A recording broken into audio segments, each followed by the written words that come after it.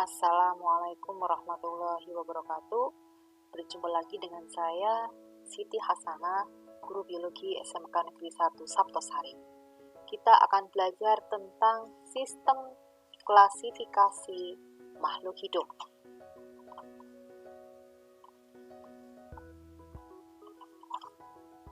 Dalam pelajaran kali ini, peserta didik diharapkan akan dapat mengklasifikasikan makhluk hidup berdasarkan ciri, sifat, dan habitat dalam keanekaragaman hayati. Mari langsung kita simak. Pada video sebelumnya, kalian sudah mempelajari tentang keanekaragaman makhluk hidup.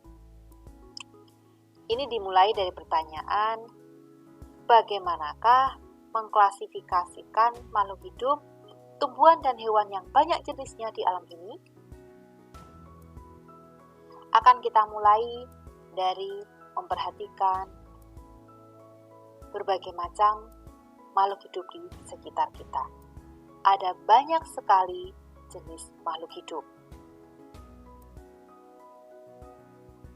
Untuk mengenali jenis-jenis tersebut, tentulah bukan hal yang mudah. Untuk memudahkan pemahaman kalian, mari kita melihat lapak yang ada di pasar. Kita bandingkan, ketika kalian pergi ke pasar, maka di sana banyak sekali kebutuhan yang diperjualbelikan oleh para pedagang. Dan untuk memudahkan para pembeli mencari kebutuhannya, maka pihak pengelola akan mengelompokkan penjual ini berdasarkan jenis bahan yang mereka jual. Sehingga ada lapak sayuran, ada lapak buah-buahan, ada lapak ayam, ada lapak barang kelontong. Nah, adanya lapak-lapak di pasar itu, maka para pembeli akan sangat mudah mengenali dan segera menemukan kebutuhan yang akan dibelinya dengan cepat. Anak-anak sekalian, sekarang perhatikan aneka hewan yang ada di sekitar kita. Ada hewan yang termasuk hewan peliharaan, ada hewan yang termasuk hewan ternak, ya. Kemudian ada juga hewan liar yang hidup bebas di alam. Kita perhatikan juga untuk tumbuhan. Ada tumbuhan yang terkategori sebagai tanaman hias, ada tanaman buah-buahan, mungkin nanti akan kita temukan ada sayuran, ada obat, dan lain sebagainya. Masih banyak lagi aneka jenis makhluk hidup yang tersebar di muka bumi ini. Sedangkan untuk memudahkan dalam mempelajari keanekaragaman makhluk hidup, maka manusia mengelompokkan makhluk hidup. Pengelompokan inilah yang disebut dengan klasifikasi makhluk hidup. Apa itu klasifikasi makhluk hidup? Saya ulangi. Klasifikasi makhluk hidup adalah cara para ahli biologi mengelompokkan makhluk hidup berdasarkan ciri-ciri tertentu. Semua ahli biologi menggunakan suatu sistem klasifikasi untuk mengelompokkan tumbuhan dan hewan yang memiliki persamaan struktur. Konsep ini pertama kali dikenalkan oleh John Ray yang kemudian disempurnakan oleh Kurt von Laing atau yang dikenal dengan Carolus Linnaeus. Nah, jenis klasifikasi dibagi menjadi 3, yaitu 1. Sistem klasifikasi alami. Klasifikasi ini mengelompokkan berdasarkan ciri morfologi, anatomi, dan fisiologi.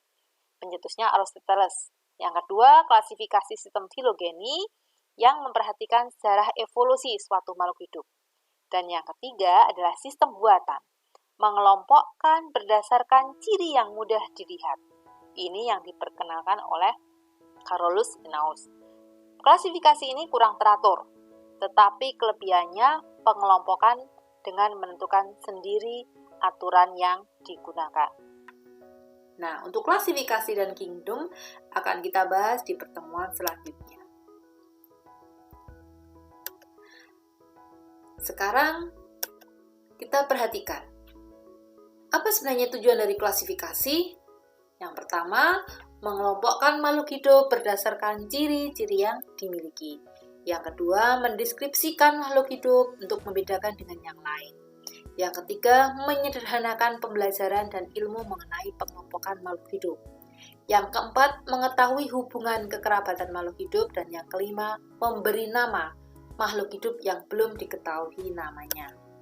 Manfaatnya, dengan klasifikasi maka 1. Memudahkan kita mempelajari makhluk hidup yang beraneka ragam, 2. Bisa mengetahui jenis-jenis makhluk hidup, dan yang ketiga, mengetahui hubungan kekerabatan makhluk hidup dengan yang lainnya.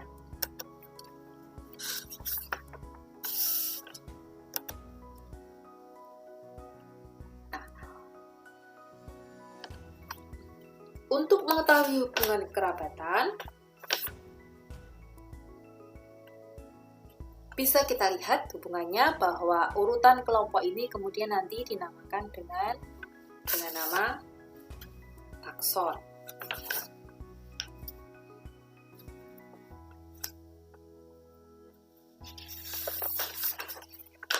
Kita akan melihat adanya kunci determinasi. Apa itu kunci determinasi? Kunci determinasi adalah kunci yang digunakan atau cara atau langkah untuk mengenali organisme dan mengelompokkan makhluk hidup, tepatnya mulai dari filum sampai spesies. Biasanya menggunakan dikotomi. Nah, kemudian nanti setelah bisa dikelompokkan, urutan kelompok ini dinamakan takson. Jadi taksonomi nanti adalah ilmu yang mempelajari pengelompokan atau klasifikasi organisme. Kalian akan melakukan praktikum sederhana, yaitu untuk mengamati ciri-ciri berdasarkan morfologi, anatomi, dan fisiologi. Beberapa makhluk hidup berikut yaitu ganggang, lumut, suplir, terong, melinjo, dan jagung. Klasifikasi ini dengan panduan kunci determinasi yang disediakan, ya. Nah, sehingga nanti kalian bisa menjawab mengapa macam-macam makhluk hidup itu bisa dikelompokkan. Yang pertama, bagaimana cara menggunakan kunci determinasi? 1. Baca dengan teliti kunci determinasi dari permulaan, yaitu nomor 1A. 2. Cocokkan ciri tersebut dengan ciri yang terdapat pada makhluk hidup yang diamati. 3. Jika ciri-ciri tidak cocok, segera beralih ke nomor berikutnya. 4. Jika ciri-ciri sesuai, maka catatlah. 5. Jika yang diamati cocok, maka yang lain gugur. 6. Begitu sampai diperoleh famili, ordo, kelas, divisi, atau filum yang diamati. Nah, ini contohnya kunci determinasi. Yang pertama, dimulai dari apakah tumbuhan ini berdaun, berakar, atau berbuah. Jika ya, lanjutkan nomor 2. Jika tidak, lanjutkan nomor 5. Yang kedua, apakah tumbuhan berbunga? A. Jika ya, lanjutkan ke nomor 3. B. Jika tidak, tumbuhan tersebut gimnospermae. 3. Apakah tumbuhan tersebut daunnya berbentuk jarum? A. Jika ya, tumbuhan tersebut tergolong gimnospermae. B. Jika tidak, lanjutkan ke nomor 4. 4. Apakah tumbuhan tersebut bertulang daun sejajar? Jika ya, tumbuhan tersebut tergolong monokotil. Jika tidak, tumbuhan tersebut tergolong dikotil. 5. Apakah tumbuhan tersebut berklorofil? Jika ya, lanjutkan ke nomor 6. Jika tidak, tumbuhan tersebut termasuk jamur. Dan yang terakhir, apakah tumbuhan tersebut berdaun dan hidupnya di air? Jika ya, tumbuhan tersebut adalah lumut. Jika tidak, tumbuhan tersebut adalah ganggang. Nah, kita coba lagi. Misalnya, amati makhluk hidup tadi yang sudah disebutkan, kemudian nanti akan kita bahas bagaimana menentukan klasifikasinya. Ada lumut, suplir, jagung, kedelai, terong, melinjo. Maka yang dapat kita lakukan adalah melihat dia termasuk berspora atau tidak. Yang berspora kita amati dari tumbuhan itu, maka kita bisa melihat bahwa yang memiliki spora adalah suplir dan lumut. Kemudian berarti yang lainnya tidak berspora, yaitu jagung, kedelai, terong. Dari yang berspora, kita lihat lagi, apakah dia berbatang jelas? Ya, kita lihat apa yang berbatang jelas. Ternyata yang berbatang jelas adalah sublayer. Kemudian, yang berbatang tidak jelas adalah lumut. Kemudian dari yang tidak berspora, kita lihat apakah bijinya tertutup. Kita lihat mana yang bijinya tertutup, yaitu jagung, kedelai, dan terong. Kita lihat lagi mana yang bijinya terbuka. Ternyata dia adalah melinju. Dari yang berbiji tertutup, kita lihat dia berkeping 2. Mana yang berkeping 2? Kedelai dan terong. Kita amati lagi mana yang berkeping 1. Dia adalah jagung. Dari yang berkeping 2 itu, kita lihat bunganya. Yang bentuknya kupu-kupu bisa diketahui adalah kedelai, dan yang berbunga bentuknya trompet adalah terong. Sehingga kita bisa mengetahui nantinya. Nah, sekarang kita kembali lagi tadi, setelah diklasifikasikan, maka ada satu ilmu lagi yang namanya taksonomi, yaitu ilmu yang mempelajari pengelompokan atau klasifikasi organisme. Secara garis besar, taksonomi untuk tumbuhan dibagi mulai dari kingdom ke divisi, kelas, ordo, famili, genus, dan spesies atau jenis. Sedangkan untuk hewan, kingdom, kemudian bawahnya filum, kelas, bangsa atau ordo, famili atau suku, genus atau marga, dan jenis.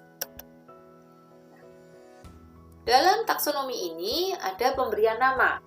Cara pemberian nama menurut Linnaeus yang dikenal dengan nama binomial nomenklatur, yaitu dengan memberikan 2 kata.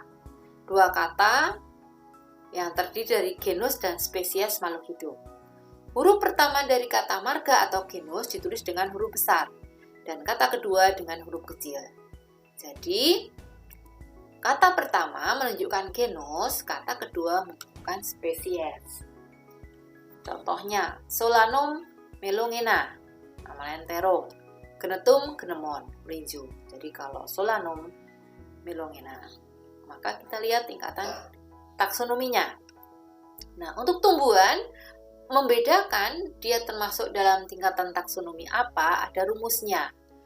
Kalau dia itu termasuk divisi, maka biasanya ada penambahan pita.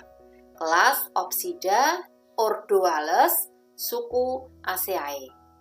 Contohnya dari marganya. Contohnya Solanum melongena, marganya Solanum. Maka sukunya menjadi Solanaceae. Ordonya Solanales. Dia masuknya kelas Magnoliopsida dan divisinya Magnolipita. Sedangkan di hewan tidak ada urutannya kecuali pada suku ditambahkan idae. Contohnya marga kucing atau Felis.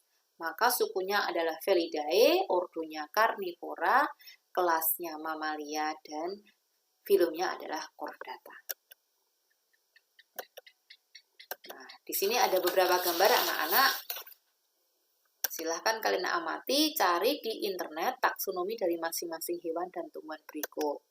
Ada Felis cactus, Acinonychus jubatus, Panthera tigris, dan Panthera leo. Silahkan kalian cari. Kemudian dia masuk famili Validae. Oke, selanjutnya untuk yang tumbuhan bisa kalian lihat